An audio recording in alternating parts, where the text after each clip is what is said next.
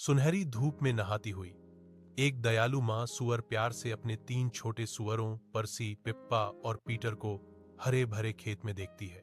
एक कोमल धक्का के साथ वह उन्हें विदाई देती है, अपनी हार्दिक सलाह देती है, अपना ख्याल रखना और हमेशा कड़ी मेहनत करना, उम्मीद के साथ घुंघराले पूंछें हिलाते हुए।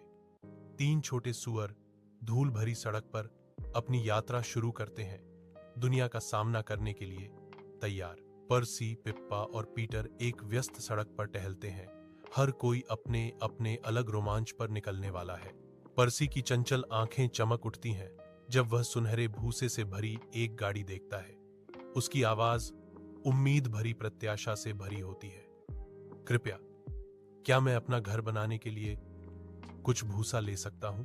इस बीच पिप्पा उत्सुकता से एक आदमी के पास जाती है जिसके पास लकड़ियों से भरा एक ठेला है।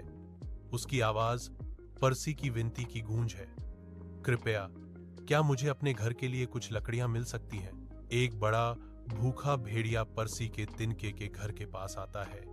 उसकी आंखें दुर्भावनापूर्ण इरादे से चमक रही हैं। भेड़िए की भयावह आवाज सुबह की हवा में गूंजती है। छोटे सुअर, मुझे अंदर आने दो। पर्सी डर से चिल्लाता है। नहीं नहीं, एक दुष्ट मुस्कुराहट के साथ भेड़िया घोषणा करता है, फिर मैं फुफकारूंगा और मैं तुम्हारा घर उड़ा दूंगा।